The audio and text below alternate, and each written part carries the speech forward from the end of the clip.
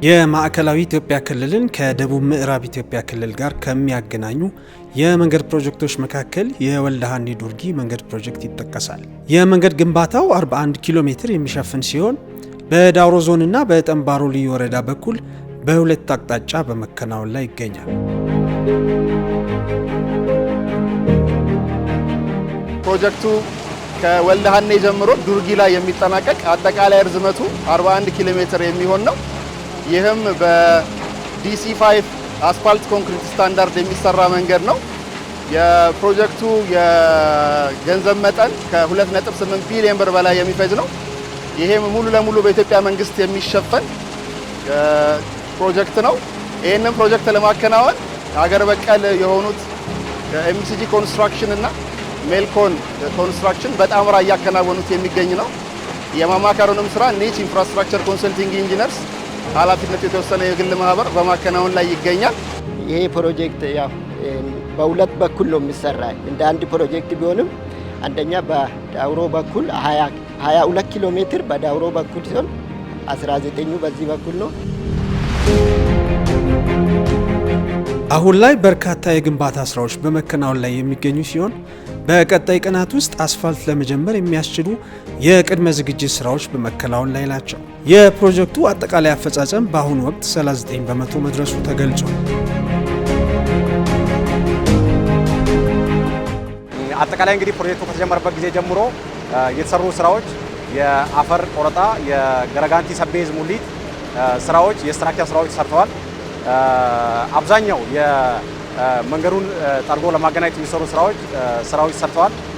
ሌላ ደግሞ የጠጠር መፍጨት ፕላንት የክሬሸር ፕላንት ተከላና ጠጠር መፍጨት ስራዎች በጥሩ ሁኔታ እየተከናወኑ የሚገኙት። አሁን ላይ እዚህ የምንገኝበት ቦታ ደግሞ ለቤስ ኮርስ እና ለአስፓልት ስራ የሚሆኑት ግብአቶችን በበቂ ሁኔታ ኮንትራክተሩ እያመረተ ነው የሚገኘው።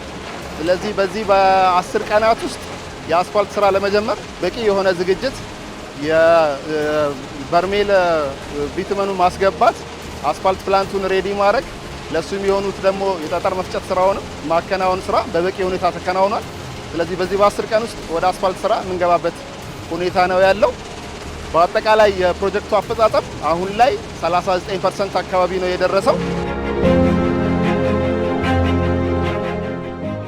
በጠንባሮ በኩል ያለውን ግንባታ እስከ ሰኔ ወር መጨረሻ ለማጠናቀቅ የታቀደ ሲሆን በዳውሮ ዞን በኩል ያለውን ደግሞ በቀጣይ ዓመት ለማጠናቀቅ እየተሰራ ይገኛል። በግንባታው ላይ የሚገጥሙ ችግሮችን ለመቅረፍም በኢትዮጵያ መንገዶች አስተዳደር በኩል አስፈላጊው ድጋፍ እየተደረገ ይገኛል። በዚህ ዓመት በዚህ በኩል ያለውን ከኦሞ ወንዝ እስከ ፕሮጀክቱ መጨረሻ ድረስ 19 ኪሎ ሜትር ርዝመት ነው የሚኖረው። ይህንን ሙሉ ለሙሉ የአስፋልት ኮንክሪቱን ስራ ከነ ሮድ ማርኪንጉ ማጠናቀቅ ነው በዚህ ዓመት እቅድ ተይዞ እየተሰራ ያለው። ይህንንም ለማሳካት ኮንትራክተሩ አስፈላጊ የሚባሉ ግብአቶችን በበቂ ሁኔታ አቅርቧል። ስለዚህ ሰኔ መጨረሻ ላይ በዚህ በኩል ያለውን ሙሉ ለሙሉ የምናጠናቀቅ ነው የሚሆነው። በዛው መሃል ግን በወልደሃኔ በኩል ደግሞ የአፈር ቆረጣ ስራ ነው አሁን በሰፊ ሁኔታ እየተከናወነ ያለው። ስለዚህ በሚቀጥለው ዓመት ላይ በዚህ ጋር ያሉ ሪሶርሶች ሁሉንም ወደዛኛው ሳይድ ወስደን የነዚህ የቤስ ኮርስ መፍጨት እና የአስፋልት መፍጨት ዝግጅት ስራዎችን እያከናወንን ያው እዛ በኩልም የሚቀሩ ስራዎችን በሚቀጥለው ዓመት ለማጠናቀቅ ነው እቅድ ተይዞ እየተሰራ ያለው። ስራ ተቋራጩም በጥሩ ሁኔታ እየሰራና ያው እንደ ኢራም ደግሞ ለስራ ተቋራጩ እንቅፋት የሚሆኑ ነገሮች ማለት ከራይቶ ወይም ጋር ተገናኝቶ ሌሎች የአክሰስ መስጠት ጋር ተገናኝቶ ከአካባቢ ስቴክሆልደር ጋር በቅንጅት እየሰራን የራይቶ ዌይ ብዙ ቻሌንጆች የነበሩት የራይቶ ዌይ በመነጋገር የፈታን ይሆናል ማለት ነው። መንገድ ባለመኖሩ ሲቸገሩ እንደነበሩ የሚያስታውሱት የአካባቢው ነዋሪዎች ወደ ዳውሮ ለተለያዩ ጉዳዮች ለመሄድ ረጅም ርቀት መጓዝ ይጠበቅባቸው እንደነበር ይናገራሉ። አሁን ላይ ግን መንገዱ በመገንባቱ ችግራቸው እንደሚቀርፍላቸው በትልቅ ተስፋ የተጠባበቁ መሆናቸውን አንስተዋል። ፈርጣ ጓደኞቼ ያውቃሉ። እስከ ዋካ በእግር ነው፣ እስከ ጪዳ በእግር ነው፣ እስከ እስራ ከዚህ በእግር ነው። ይሄ ማለት ከ160 ኪሎ ሜትር በላይ የነበረውን መንገድ ግለሰቦች በእግር ሲያቆርጡ ነበርና የዚህ መንገድ ማምጣትና በዚህ በለውጡ መንግስት ይሄ እድል ማግኘት የማይቻል ነው። ክብር ለእግዚአብሔር ይሁን። ከፍተኛ የሆነ እድል ስላገኘን በለውጡ ማግስት ነው ይሄን እፎይታ ይሄን ትልቅ ግባት ያገኘው። አሁን ከዚህ በፊት ያለነው እኛ አሁን መንገድ የለንም። ኮንቼ መንገድ ነው ያለው። ገበያ አርሶ አደር ገበያ የምንሄደው ከዚህ በፊት መኪናም የለንም፣ ሞቶርም የለንም። በእግር ነው የምንጓዘው። እግዚአብሔር ፈቃዱ ሆኖ ይሄ ልማት ማምጣታችን በጣም ነው የምንወደው። እኛም ደግሞ ልማት ወዳጆች ነን። ከዚህ በተጨማሪም የመንገዱ መገንባት በአካባቢው ያሉ ጸጋዎችን በይበልጥ አውጥቶ ጥቅም ላይ ለማዋል ከፍተኛ ጠቀሜታ ይኖረዋል ተብሏል። ወረዳ ውስጥ የተለያዩ ሀብቶች አሉት። የማዕድን ሀብቶች አሉ። ከሰል ድንጋይ አለ፣ ሌሎችም ማዕድኖች አሉ። የተለያዩ የጣን ዛፍ ያለበት ነው። የተለያዩ ደግሞ የኖራ ድንጋይ የተለያዩ ሀብት ያለባት ልዩ ወረዳ ናት። ይሄ መንገድ ደግሞ ብዙ ትሩፋቶች ትልቅ ለውጥ ይዞ የመጣ መንገድ ነው።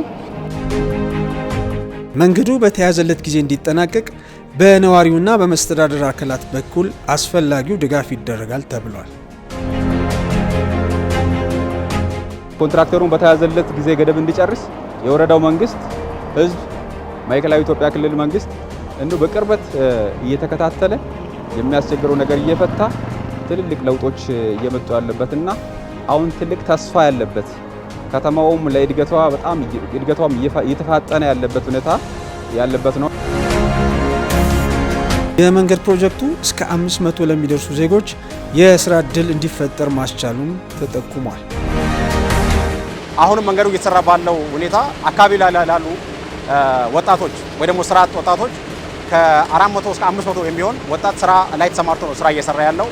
ከቀን ሰራተኛ እስከ ባለሙያ፣ ግንበኛ፣ አናጺ የምንላቸው ሌሎችም ቋሚ ሰራተኛ ይሆኑ አሉ። እዚህ በ2 ዓመት ተኩል ጊዜ ውስጥ እዚሁ ስራ ተቀጥረው ወደ ሌላ ሙያቸውን አሳድገው ስራ እየሰሩ ያሉ ልጆች አሉ። ስለዚህ ፕሮጀክቱ አሁን እየተሰራ ባለበት ጊዜም ለአካባቢው ማህበረሰብ ለወጣቱ ለስራ የስራ ዕድል የፈጠረ ፕሮጀክት ነው።